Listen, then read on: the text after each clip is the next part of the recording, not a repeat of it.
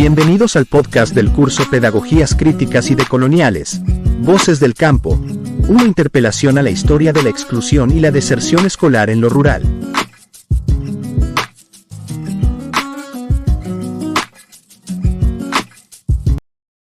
Sembrar la tierra es dar vida, sembrar el saber es dar libertad.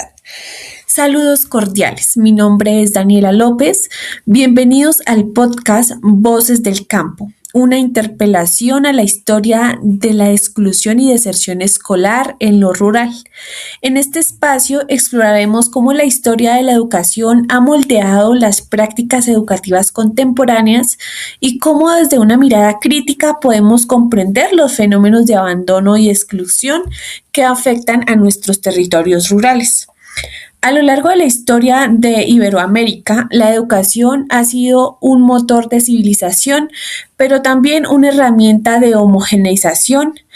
Al observar la evolución de los sistemas educativos, identificamos patrones que nos ayudan a contextualizar por qué hoy, en pleno siglo XXI, la brecha del campo y de la ciudad sigue siendo una herida abierta.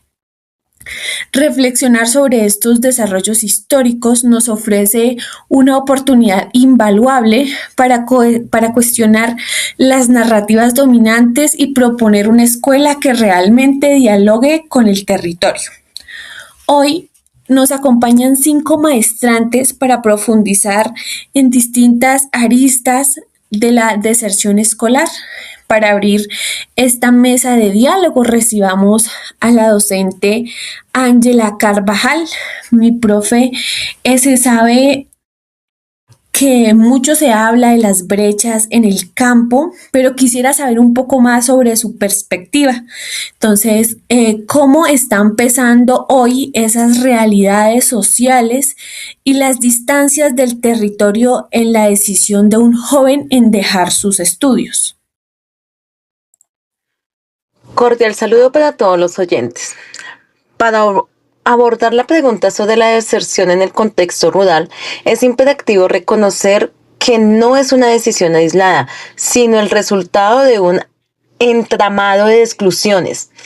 El autor Ballesteros 2020 señala que las desigualdades territoriales influyen directamente en las oportunidades de los estudiantes. En nuestras veredas, las familias enfrentan situaciones de pobreza extrema, largas distancias entre el hogar y la escuela y un acceso casi nulo a recursos tecnológicos. Estas condiciones generan que el estudiante priorice las labores de subsistencia o el trabajo agrícola sobre la educación formal. Además, la falta de infraestructura adecuada disminuye la motivación. Como bien se plantea desde la visión histórica, si la escuela no ofrece condiciones dignas de permanencia, termina convirtiéndose en un espacio de paso y no en un proyecto de vida.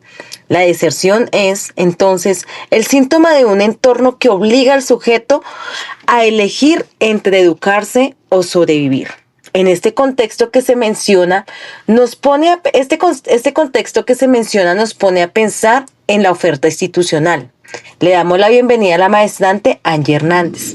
Angie, conectando con lo anterior, ¿hasta qué punto crees que nuestro sistema educativo actual responde realmente a las necesidades y realidades de los estudiantes rurales?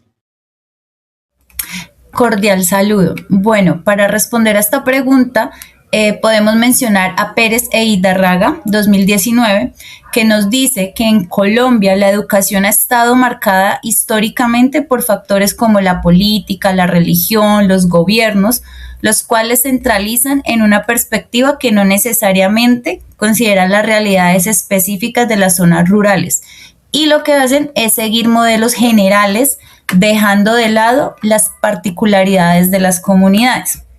Por eso nos seguimos cuestionando diariamente sobre si las adaptaciones que se han hecho sí están respondiendo a las necesidades de los estudiantes, ya que a pesar de que se han venido haciendo cambios y proyectos como los que ha propuesto el Ministerio de Educación, los cuales podemos encontrar en el artículo que publicaron en el 2022, donde proponen iniciativas como Escuela Nueva, que se implementó desde los años 70, y Postprimaria Rural, que nació en los años 90. Pero ¿de qué tratan estos? A rasgos generales, estos modelos promueven el aprendizaje autónomo y multigrado. Se adaptan a escuelas pequeñas y dispersas, pero no están teniendo en cuenta muchos aspectos en los cuales se ve desigualdad. Para nombrar solo algunos de ellos, tenemos escasez de recursos, profesorado, infraestructura, aislamiento, conflicto armado, entre otros. En pocas palabras, el sistema actual no está diseñado para superar las brechas de acceso y calidad, lo que limita una respuesta efectiva a las realidades territoriales. Necesitamos un aprendizaje significativo que fortalezca la identidad y que no la desdibuje. Y esto nos lleva a cuestionar la raíz del problema. Recibamos ahora a la maestrante Silvia Camacho. Silvia, bajo esa mirada, ¿es la deserción escolar un fallo del estudiante o el síntoma de un modelo educativo diseñado para una sociedad que ya no existe? Saludos cordiales. Esta pregunta nos invita a una interpretación profunda. La deserción escolar no siempre ha sido vista como un problema, ya que en la antigüedad era normal no asistir a las aulas de clase o abandonarlas por falta de recursos o simplemente por motivos laborales. Desde este punto de vista no estaba mal para la sociedad ni se veía como una alerta al sistema educativo. Al contrario de esto, lo que hoy llamamos deserción antes era simplemente tradición. Sin embargo, como menciona Maldonado 2008 y Osenbach 2004, la escuela es un reflejo de la sociedad. Si la escuela no evoluciona a la par de las necesidades sociales y tecnológicas del campo, se vuelve obsoleta. No importa cuán buen sea la intención del docente si no se corrige la situación social del entorno. El estudiante asiste con conflictos familiares, económicos y de violencia que el sistema educativo actual no alcanza a procesar. Por tanto, la deserción no es un fallo individual, es la evidencia de que el modelo educativo sigue operando bajo lógicas de una modernidad que nunca llegó plenamente a la ruralidad colombiana. Debemos crear estrategias en unión con la comunidad para que la escuela sea un refugio y no una carga. El reto es la transformación. Saludamos por ende al maestrante Juan Diego. Juan, desde una perspectiva de pedagogía crítica, ¿qué transformaciones deberían darse en la escuela para prevenir la deserción en las zonas rurales? Compañeras maestrantes, tengan un especial saludo. Con el ánimo de seguir en esta discusión, este debate, quiero compartirles un dato que nos da el Laboratorio de Economía de la Universidad Javeriana en el mes de enero del presente año, donde afirma que cerca del 40% de los estudiantes que inician su primaria en contextos rurales, ese 40% no termina la secundaria. Esto nos deja una cifra alarmante y que nos invita a seguir reflexionando. Y por eso, basándonos en los postulados teóricos que nos deja Paulo Freire y Orlando Falsborda, debo recordar que la educación debe nacer de las realidades del estudiante. Debemos dejar de ver la escuela rural como un lugar donde los profes simplemente vamos a dictar clase y los niños a recibir información como si fuesen alcancías que deben ser llenados. Para que un joven no abandone el colegio en el campo, la escuela debe cambiar, debe volver a valorar el saber de la tierra. Debemos dejar de pensar que solo lo que se enseña en los libros es lo importante. Esos saberes de la tierra, esos saberes del campo, esos saberes ancestrales que han ido pasando de generación en generación son tan importantes como los saberes académicos. Es por eso que en las clases de ciencias naturales, de biología, debemos recuperar el conocimiento de las huertas, el conocimiento de la siembra, el conocimiento de los animales, no solo pararlos frente a un tablero. Ya que, como decía Orlando Falsborda, el conocimiento se construye con la gente. La escuela debe abrazar al pueblo. Si estamos en una zona campesina o una zona ganadera, la escuela debe tener proyectos productivos que les enseñe a estos jóvenes, a estos niños a tecnificar su trabajo, que vean en el campo una vida digna y no como un castigo. No podemos pedirle a un niño que vive en un contexto donde debe pasar ríos, quebradas, cruzar montañas, venir a caballo. Para poder cumplir con su horario de clase no podemos exigirle más de lo que puede dar. Debemos ser flexibles, entender que esto requiere también de voluntad política, que hayan buenos caminos, que hayan buenas vías, que se garantice el transporte escolar, que el internet llegue a las escuelas.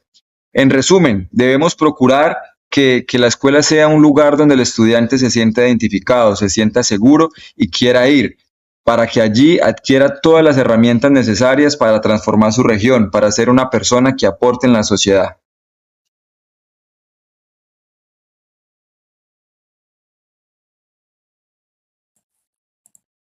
Bueno, entonces se hace más que necesarias estas reflexiones para repensar nuestra educación y pues cuáles factores ayudarían para una transformación. Entonces, para cerrar esta emisión, recibamos a la maestrante Ángela Cabeza. Ángela, después de escuchar estos diversos puntos de vista, ¿qué gran conclusión nos deja estas intervenciones sobre el desafío de la permanencia escolar en el campo? Ha llegado la hora de despedirnos. Gracias a nuestros maestrantes por este profundo análisis. Hemos comprendido que la deserción escolar rural no es solo un dato estadístico, sino una interpelación a nuestra historia de exclusión. Entender este pasado nos proporciona herramientas valiosas para construir un futuro donde la educación sea por fin un derecho efectivo y no un privilegio urbano. Nos despedimos con la certeza de que una pedagogía crítica y decolonial es el camino para que nuestras voces del campo sean escuchadas y valoradas en toda su dimensión. Gracias por su atención y los esperamos en nuestro próximo episodio.